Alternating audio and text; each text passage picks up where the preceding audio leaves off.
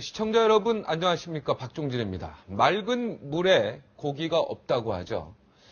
네, 진흙탕에도 좀 있고 이끼도 껴 있고 진흙탕도 좀 있고 그래야 고기가 모인다는 겁니다.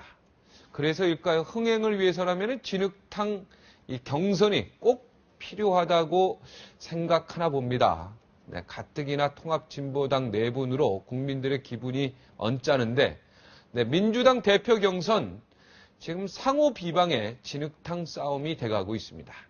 비록 맑은 물에 고기는 없을지라도요, 맑은 물에 우리 국민들 표, 네, 국민들의 표는 가득한 세상, 네, 기대해 보겠습니다. 언제쯤 올까요? 네, 머릿속이 맑아지는 통쾌한 비평, 목요일마다 해주시는 분입니다. 둔도 농객입니다. 이번에 캐도남마 나오면서 이름도 새롭게 지었네요. 둔도 농객. 전원책 변호사 함께 잘했습니다. 안녕하십니까? 예, 안녕하세요.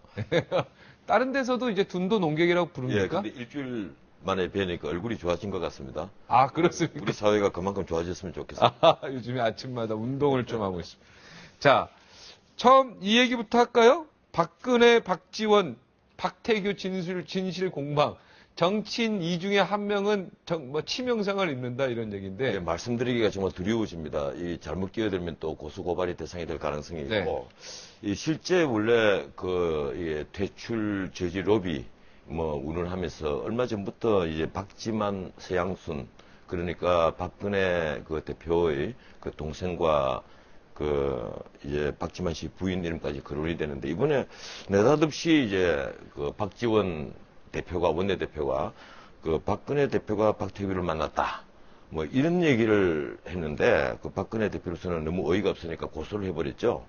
근데 또 박지원 대표가 어제 아주 말을 재밌게 했어요. 흥분된다는 식으로. 자, 이제 한번 가보자. 흥분된다. 이런 식으로 나왔는데, 저는 그렇습니다. 이게 박지원 대표가 이 명확한 근거를 갖고 있었다면 이런 것은 조금 지양을 해야 될 부분입니다. 그 근거를 공개를 하고, 네. 예, 정상적으로 일이라는데 언제 만났다 이렇게 제시를 했어야죠. 네. 그것이 아니고 우리가 녹음 파일을 갖고 있다. 네. 설마 만나서 얘기하는 걸 도청을 하지는 않았을 것이고, 네. 이 역시 전문 증거, 그냥 다른 사람들이 이런 말을 하더라는 것을 녹음을 했다는 아마 그 증거를 갖고 있다는 건데, 그건 만났다는 직접 증거는 되지를 못하겠죠. 네. 좌우지간 박지원 대표 또 박근혜 대표 두 분 중에 한 분은 치명상을 입게 생겼습니다. 이 정치계에서 은퇴를 아마 각오를 해야 될 정도로. 은퇴를 각오할 정도로. 예, 치명적인데, 지금 제 생각으로는 박근혜 대표가 고소까지 불사한 걸로 봐서는, 박근혜 대표로서는 아마 당당함이 있는 것 같아요. 네. 문제는 그렇습니다. 이 박근혜 대표로서 또 고소를 안 할 수도 없는 것이, 대선 가도에 있어서 지금 이제 검증리 시작인데, 처음부터 이런 문제가 터져 나오니까, 만약에 이걸 그냥 눈 감고 넘어간다면 일파만파가 되고 또 다른 후유증을 계속 나갈 가능성이 있으니까, 차제에 처음부터 엄격히 대하겠다, 아마 이런 결심을 하게 된 것 같습니다. 아니, 박근혜 대표 정치인이고, 물론 이제 박지원 원내대표도 정치인이니까요. 여러 가지 행사장이나 이런, 그래서 악수 한번 하고 그거 만난 것도 만났다고 할 수 있는 그래서 건데. 이게 만났다는 것은 그런 뜻이 아니고, 지난번에도 비슷한 얘기가 나왔습니다. 호텔 커피숍에서 박지만과 누구가 만났다, 이런 얘기로 봐서. 은밀히 만났다는 예. 얘기죠. 여기 앞에 그렇죠. 형용사가 은밀히. 예, 문제는 저축은행 퇴출 저지의 목적으로 로비를 벌였다. 그리고 박근혜 대표가 그 대상이었다는 것이죠. 네. 그 말을 만났다는 그 배경은, 근데 박근혜 대표가 만약에 만나지 않았다면 그야말로 얼토당토하는 일이고 너무나 심각한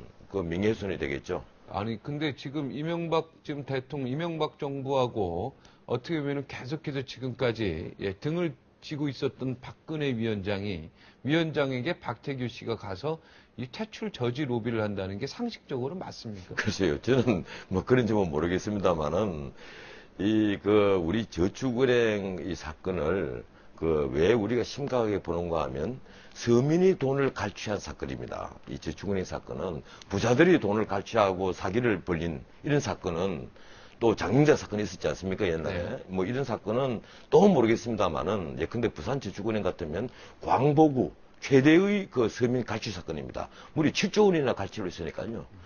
그래서 이런 사건을 엄격히 다뤄야 되는데 이 배경에는 이 정치인 노비가 있었고 만약에 그렇다면 이건 문자 그대로 딴 걸 다 떠나서 도덕적으로 도저히 용서받지 그렇죠. 못할 범죄가 되겠죠. 예, 그러니까 이게 지금 법정에서 가려질 내용이요. 만났냐 안 만났냐 가지고 예, 그렇죠. 얘기해요. 그건 말이 안 되죠. 예, 검찰이- 만나서 로비를 했느냐 안 했느냐 이걸 가지고 얘기를 해야 되는데 아니면 만나서 뭐 돈을 전달했느냐 안 했느냐 일단 이걸 가지고 만난 얘기해요. 사실이 있으면 무슨 대화가 있었는지를 이제 검찰이 또 뭐 추가 수사를 뭐 하겠습니다. 결과적으로 뭐 행사장에서 이번에, 악수하고 만났다 이렇게 끝나버리면 예, 국민이 허탈해질 거 아닙니까? 이번에 이 명예훼손 부분만은 아마 만난 사실이 있다 없다. 그걸 아마 밝히는데 검찰이 주력을 할 것으로 보입니다. 제가 볼 때 뭐 행사장에서 지나가면서 악수하고 만났다. 그건 아니겠죠. 그렇게 박지원 하면 씨가 지금- 국민들이 우롱당한 것 같지 않습니까? 박지원 씨가 녹음 파일을 갖고 있다고 주장하는 것은 그건 아닐 것으로 보이고 구체적인 얘기죠. 나중에 이렇게 되지 않겠습니까? 녹음 파일 상에는 그런 녹음이 아마 있을 것이고 또 녹음 파일의 주인공을 불러보면 자기가 뭐 어떻게 술 먹고 그냥 추측해서 한 얘기인데 아마 이런 식으로 또 흘러가서 온 국민을 김빼기 할지도 모르겠습니다. 네, 변호사님이시니까 벌써 답이 좀 보이지 않습니까? 예, 그래서 말입니다. 예, 두 분이 워낙 큰 소리 치는 걸로 봐서 저는 그렇게 흘러가지 않을까 하고 짐작을 하고 있습니다. 네, 서로 하여튼 좀 피해가 되지 않을까, 이거 서로 손실이 있지 않을까 이런 생각이 드네요. 좌우지간 그 서민 갈치 사건인 저축은행 사건은 정권이 바뀌더라도 새롭게 전면적으로 재수사를 한번 할 필요가 있지 않느냐 저는 이런 생각을 하고 있습니다. 네, 저는 뭐 변호사님 앞에서 이런 말 하면 죄송하지만 소가 없는 세상이 왔으면 좋겠습니다. 소송이 없는. 예, 그죠? 알겠습니다. 아우, 얼마나 피곤합니까, 양측에. 자, 다음 질문 드리겠습니다. 통합진보당 지금 뭐 압수수색 때문에 난리죠. 이걸 가지고 이제 뭐 헌법에서 정당을 특별히 보호해야 되는 그러한 헌법에 위배됐다. 그리고 정당 내부의 문제는 정당 스스로 푸는 게 정답이다. 이런 어떤 논리가 지금 새롭게 크게 등장하고 있는데 어떻게 보고 계십니까? 이 통진당, 통합진보당의 그 네 군데 이제 검사 2명과 수사관 27명입니까? 이 검찰에서 보내서 압수수색을 했는데, 검찰의 얘기는 그렇습니다. 지금 언론에서 나온 걸로 봐서 이미 충분히 그 비례대표 경선 부정선거 그 의혹, 그리고 또 지난번에 이정희 씨의 그 야당 단일화 할 때 또 여론조작, 조작한 사건에 대한 증거가 있으니까 압수수색의 근거가 있다. 그리고 법원에서 또 수색영장을 발부를 했으니까 그건 단순히 검찰의 판단뿐이 아니고 법원에서도 그렇게 판단을 했다는 얘기입니다. 근데 문제는 그 과정에서 이제 폭력 행위가 난무를 하고 공권력 유린 행위가 있었다는 거죠. 네. 그래서 검찰에서는 차제에 이번 핵심 인사들이 각종 금품 관련 의혹, 문제는 그 CMP 전략그룹이라는 게 있지 않습니까? 그 이석기 씨가 전에 대표로 있었고 거기에 그 민주노동당 에서 그 여러 가지 일감을 그 34차례입니까?에 걸쳐서 무려 27억이나 몰아줬다. 그리고 그 돈을 다시 이쪽에 썼다. 뭐 이런 내용들입니다. 이런 일감 몰아주기 금품 관련 의혹까지도 파헤치겠다. 그리고 이번에 압수수색 과정에서 벌어졌던 공권력 유린 행위까지 엄단하겠다는 건데, 이제 당원 명부를 뺏기고 나서 당기가 그 혁신 비대위원장이 아주 재밌는 말을 했습니다. 당의 심장을 뺏겼다. 네. 이 당원 명부가 당의 심장이라고 얘기를 하면 그건 이 민주정당으로서는 약간 좀 알아듣기 힘든 난센스 같은 일인데 그러면 왜 당원 명부가 당의 심장이냐? 지금 당연히 공개돼도 괜찮은 당원 명부를 통합진보당의 공동대표였던 유시민 대표가 좀 보여다오, 공개를 해달라 이러니까 그걸 당의 사무총국입니다. 네. 다른 당에는 사무국이라고 그러는데 사무총국에서 결사적으로 막았습니다. 못 보여주겠다. 네. 그러니까 그게 뭔가 있다는 거거든요. 그래서 이 당의 심장이 뭐가 있느냐. 지금 진성당원을 한 7만 5천 명 정도로 얘기를 하고 있습니다. 네. 그 통합진보당에서 네. 얘기를 하고 있는데 이 속에는 유령이 있다는 거죠. 문제는 이제 유령이 있고 또 가짜 당비 대납 하는 가짜들이 많다는 겁니다. 네. 만약에 이번에 그 검찰에서 이 당원 명부를 파헤쳐가지고 이 가짜 당원이 있고 유령 당원이 있다면 이건 또 하나의 이제 문제를 가져오겠죠. 그런 당원을 기반으로 선거를 했으니까. 근데 사실은 그 민주노동당에서 겁을 내는 게 그게 아닙니다. 이미 2010년에 국가공무원과 교사들이 당원으로 가입을 하고 당비를 낸 것이 불법 정치자금을 기부를 했다 이래가지고 불구속 기소를 다 당했거든요. 그것이 270명이나 됩니다. 근데 이번에 당원 명부를 갖고 가면 그 안에 이제 공무원이 나올 것이고 교사가 만약에 있다면 이 검찰이 이걸 과연 눈 감을 것이냐. 근데 검찰 얘기는 그렇습니다. 이번에는 어디까지나 선거 부정만 수사를 하겠다. 말은 이렇게 하는데 그 모든 자료를 갖고 있는 이상은 칼자루는 검찰이 쥐게 되는 겁니다. 네. 그래서 이제 강기갑 그 혁신 비대위원장이 당의 심장을 뺏겠다라는데 네. 근본적으로 그 통합진보당도 민주정당이고 그리고 대중정당을 지향을 한다면 당원 명부 자체를 당의 심장으로 생각을 하고 그걸 감춰야 되고 보호를 해야 될 정도라면 이건 굉장히 문제가 있는 거죠. 그 지금 이제 민주통합당은 그 헌법상 보장된 정당의 활동을 막는 거다. 그 근간을 흔드는 거다. 뭐 이런 주장을 하고 있거든요. 네. 그래서 이번에 준 항고를 했습니다. 네. 이 압수수색이 잘못됐다고 해서 준 항고를 했는데 검찰 얘기는 그렇죠. 언론 보도만 해도 이미 불법이 충분히 소명이 됐다. 그러니까 압수수색에 정당한 근거가 있다는 겁니다. 그리고 불과 얼마 전에 명색이 이 나라의 국회의장인 그 박익태 의장이 그 과거 이미 오래전에 그 전당대회 때 돈 봉투, 300만 원짜리 돈 봉투를 살포했다 해가지고 국회의장실을 압수수색을 했습니다. 네, 그런 전례가 있기 때문에 이거 우리도 통합진보당에도 똑같이 하겠다는 겁니다. 근데 과거에 이제 2006년일 거예요. 2006년 4월 달에 한나라당 당사를 압수수색하려다가 또 그리고 2010년 2년 전에 민주노동당을 압수수색하려다가 두 분 다 실패를 했습니다. 네. 당원들이 결사지지를 하니까 그걸 못했는데 이번에는 네 군데 가서 한 군데 성공을 했죠. 당원 명부 서버를 압수를 했는데 그 결과가 이제 앞으로 두고 어떻게 봐야 될지. 됩니다. 예, 문제는 또 재밌는 게 있습니다. 이 당원 명부를 압수를 하고 수색을 당하고 하면서 당권파 비당권파가 뭉치기 시작했다는 겁니다.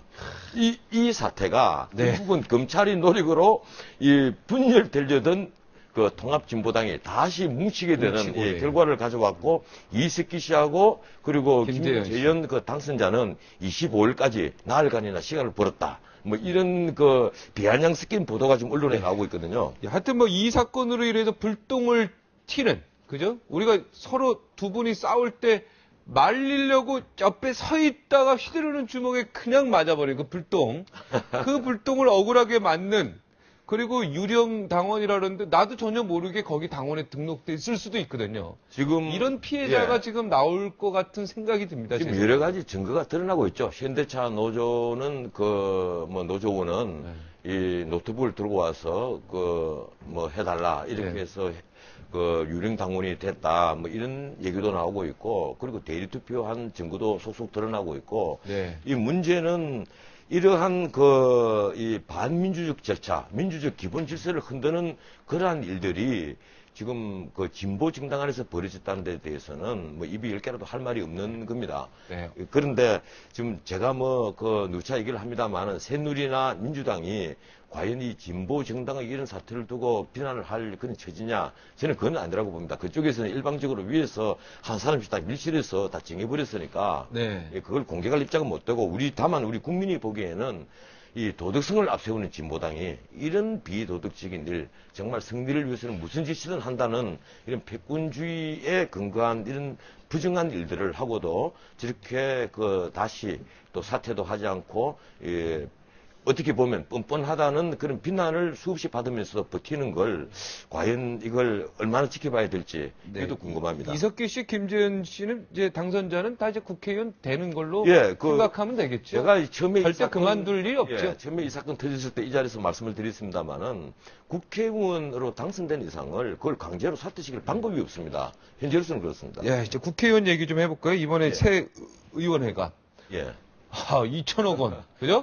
야, 이거 국민을 위해서 존재하는 국회의원들이 자기들 사무실, 그것도 일본에 비교하면은 3배 크다 그러고요. 유럽하고 비교하면 말도 못할 정도로 의원 그 보좌관 숫자도 우리는 9명, 유럽은 아예 없고. 유럽은 3명 있는 나라도 있고 없는 나라도 많고, 일본은 3명. 예, 자신이 또 채용하는 일본이 나라도 3명. 그렇죠. 예. 유럽은 아예 사무실도 없어요. 안 줍니다. 유럽은 의사당에 들어가면 네. 예컨대 영국 의사당 같으면 우리처럼 이렇게 앞에 노트북 놔놓고 널찍한 넓은 장소에 앉아있지도 않습니다. 다 붙어가 앉아갖고 격렬한 토론을 월급도 벌이죠. 적지요. 다 월급도 봉사기관이죠. 적고 그리고 제가 한번 이 자리에서 얘기했습니다만은 국회의원에게 운전기사 붙여주는 나라는 우리나라밖에 대한민국밖에 없다. 예. 자, 이거 뭐라고 해야 됩니까?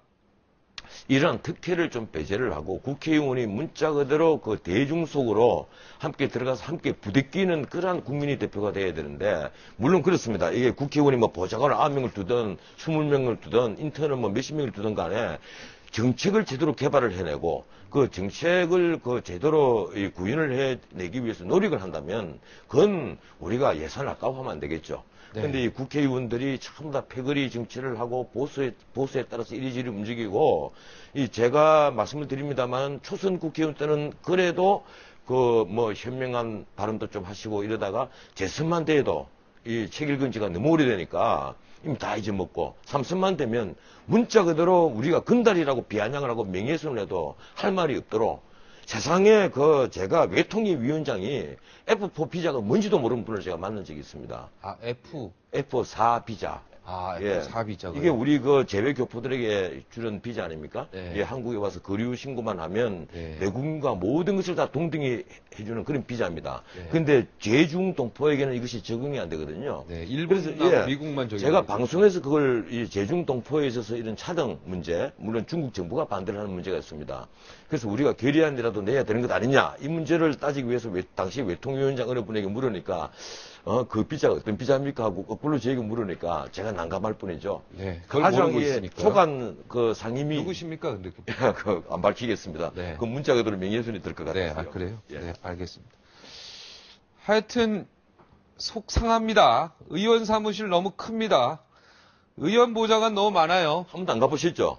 네, 안 가봤습니다. 가보고 싶지 않습니다. 자, 200가지 예. 각종 혜택. 요거 가지고 나중에 한번 주제 한번 하죠. 200가지 각종 혜택 뭐가 있는가. 국민들 깜짝 놀랐어요. 지금 옛날 이웃회관 의원들이 방도 굉장히 큽니다. 네. 뭐 의원들 그 방에도 굉장히 크고 그 소파도 크고 아파트래요? 예. 22평짜리 아파트. 굉장히 정도 큰데 되는데, 사무실이. 그걸 다시 또 2배로 늘렸다고 하니까 네. 그냥 의안이 붕붕할 네, 따름입니다. 의원 사무실이 13평. 제발 보좌관 사무실 예. 22평. 그러면 35평 아파트. 야, 대단하다. 사무실이 넓어진 만큼 국민을 위해서 봉사를 해주시기를 뭐 기다릴 뿐입니다. 아, 국민의 봉사하더라도 사무실은 줄여야죠. 네. 사무실 넓어서 일만 많이 하시면 뭐 더 넓게 해드리죠. 원래 일을 잘하는 사람은 사무실을 작은 데서 합니다. 예, 네, 그렇습니다. 여기서 마치겠습니다. 오늘 고맙습니다. 예, 감사합니다. 예. 올 초에요. 미국 CNN 방송에서 전 세계를 통틀어서 2012년 올해 꼭 가봐야 할 관광지 1위가 어딘 줄 아십니까? 바로 대한민국 전라남도 여수입니다. 네, 뿌듯하죠. 근데 가장 뿌듯해야 할 이 분이 요새 잠을 못 주무십니다. 네, 박준영 전남도지사님. 네, 왜 잠을 못 주무실까요? 네, 잠시 후 모시겠습니다. 60초 후에 뵙겠습니다.